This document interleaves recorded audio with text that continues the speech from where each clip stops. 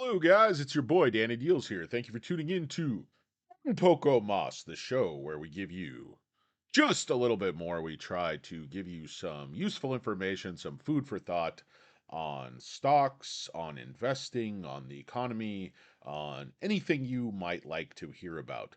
Drop a comment down below and tell Hurricane Lopez what you'd like to hear. He'll pass that information along to Danny Deals, and we will do some research and we will try to drum up a little information on your stock or investment of choice, and we would be more than happy to do that for you. Please leave a message down below. Let us know what you'd like to hear about, what stocks, what sectors, what investments, and we'll get on it. So today we'd like to talk to you about Jaguar Health Inc. Ticker symbol is JAGX. Um, the stock got absolutely hammered today, down 25% or 26 cents on the day. It's basically made this round trip for another pump and dump, down to back down near its all-time lows of 73 cents. We closed today at 78 cents, up half a penny after hours. A big hay penny. If you haven't got a penny, a hay penny will do. If you haven't got a hay penny, you are probably a Jaguar Health investor. I believe as that old nursery rhyme goes. In any case, today the stock obviously sold off at open, just sold off very hard and very steadily. And within an hour, the damage was done. We are all the way down to 84 cents, just bled sideways all day. Um, right at quarter past three, dropped off again and dipped all the way down to 76 cents shortly before close, popped back up 2 cents. Couple of people buying a few shares there, just bottom feeding, and then they'll probably flip those shares on the next pump, dump them on some stupid retail fool, and they will sell them again on the panic on the way back down, or they will set a foolish stop loss at a nice round number that the hedge funds can easily predict and stop you out and make some money there. The question I have basically, is there a path forward for Jaguar Health? Um, and what does that path forward look like? I know they got a notice of allowance for a patent on their primary substance, mycesi crofolimer. I'm probably botching those pronunciations, but basically it's the substance derived from the tree in the Amazon rainforest where, they get their drug basically, and it's refined. They have a channel they've developed for sustainable harvesting, for purification. I know there's work also in Europe on certifications for how this is produced, how it's refined, so that it can be sold as a drug and prescribed, rather than, it's currently, a lot of people point out, oh, this has been sold as a health food supplement in health food stores for years, therefore it's crap, it's crap. It's like, there are many supplements, I mean, things that you could buy in a health food store that your doctor could also prescribe.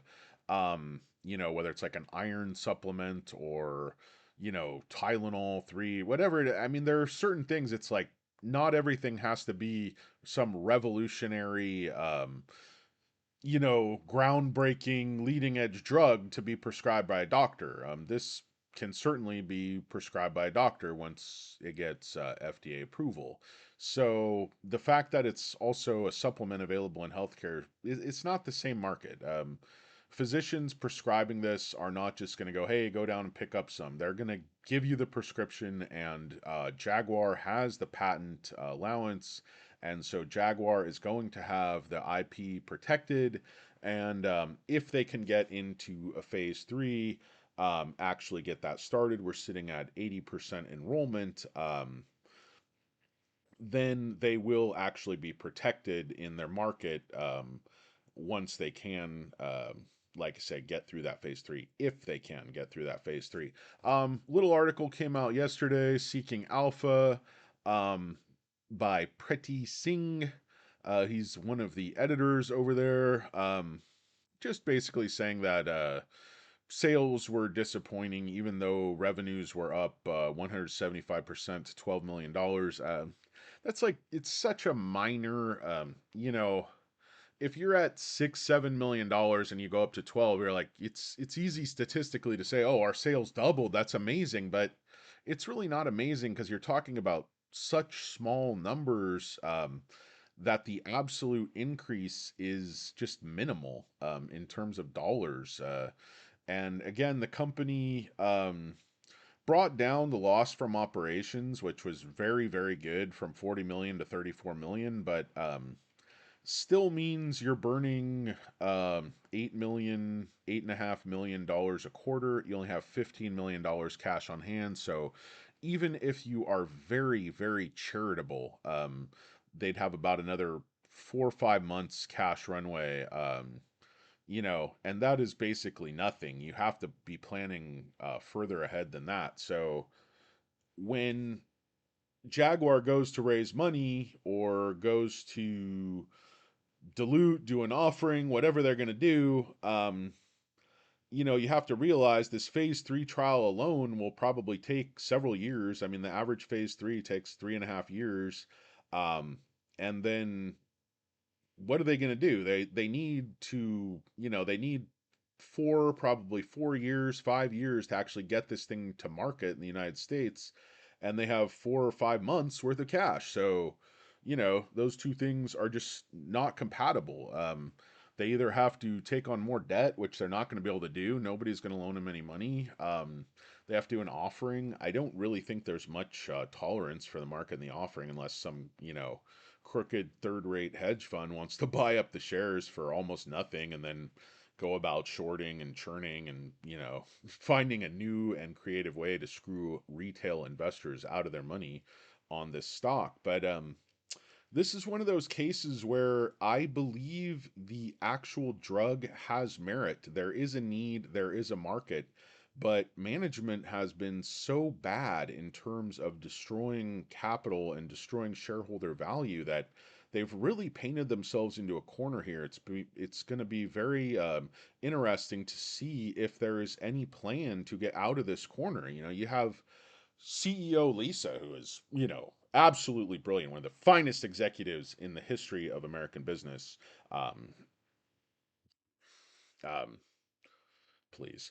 But she keeps saying that there's going to be these transformative events in the next quarter, the next 6 months. She's been saying this for a long time. There's going to be events that are transformative from the perspective of the value, the shareholders, and what do we get? We get bubkiss. We continue to get absolutely nothing from management. We hear about people and influencers they're bringing on board, and we hear about enrollment at 75%, then enrollment is at 80%. With enrollment sites all over the world, and you only need like 300 some patients, it's a wonder they can't get this done. You know, you got to find people who have diarrhea from, this cancer treatment, CTA, which is extremely common, and get them into the trial. I would love to see this enrollment completed in Q2, and perhaps we can actually start the phase 3 trial in Q3. That might be a little bit ambitious, but by Q3, we're going to be out of money.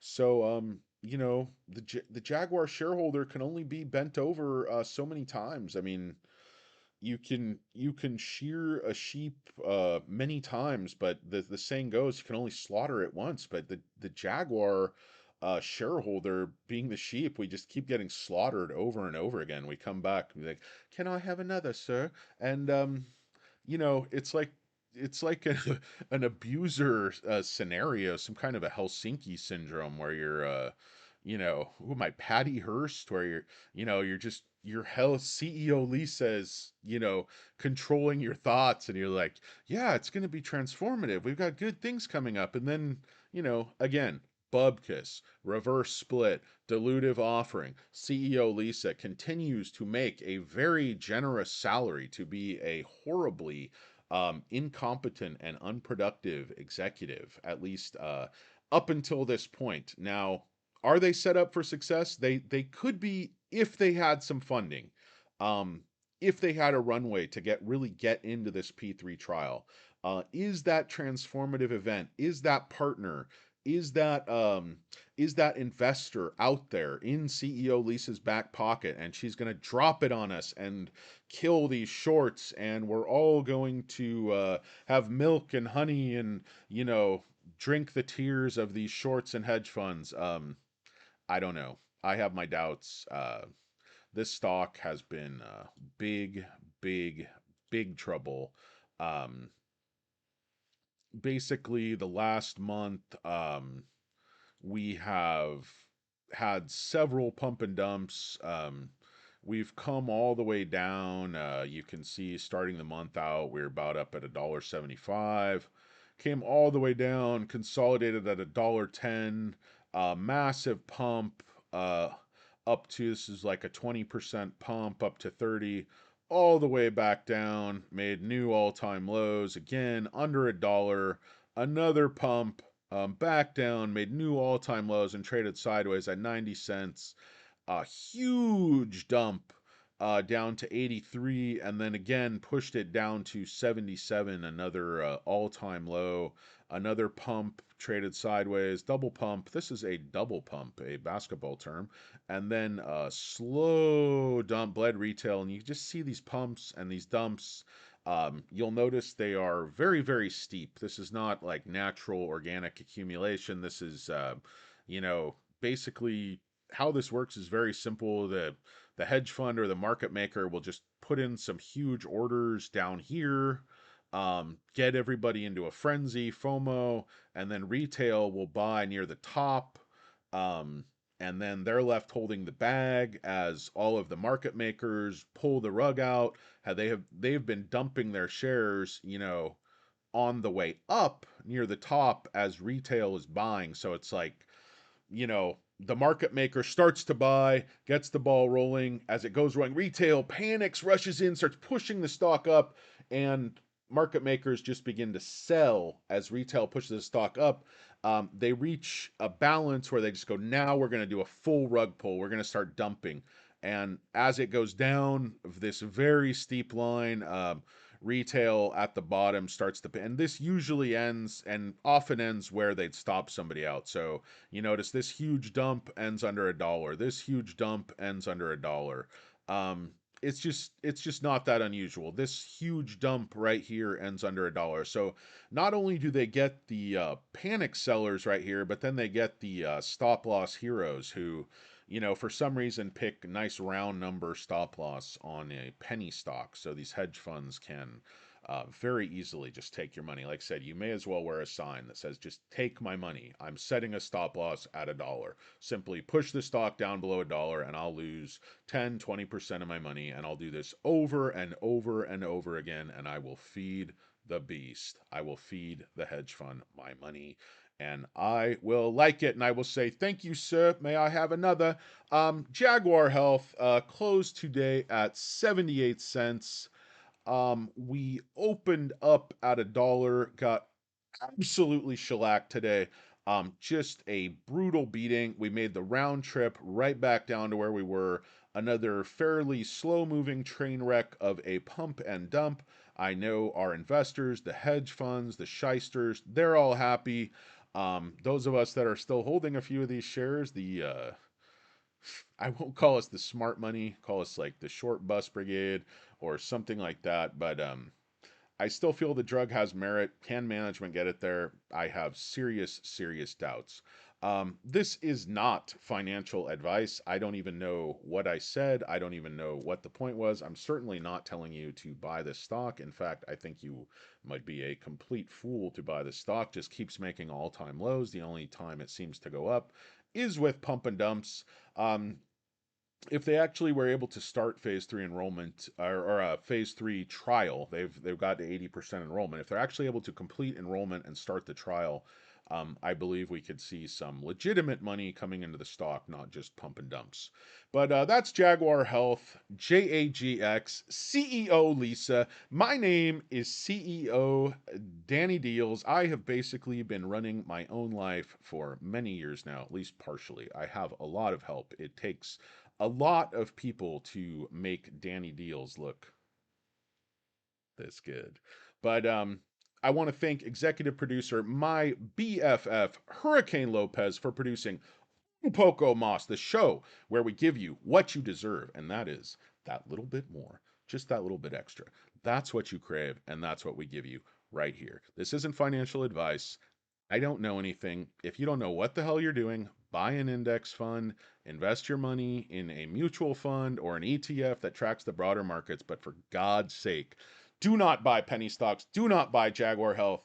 And if anything, if you're going to listen to Danny Deals, become a contrarian investor. There are entire Reddit subgroups devoted to being contrarian Danny Deals. They take whatever I say, whatever I'm investing in, they do the opposite, and those bastards are banking every single day of the week, but at least somebody's winning.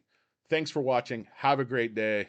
Hopefully, we will see you tomorrow where we will lose more money on Jaguar Health, ticker symbol JAGX.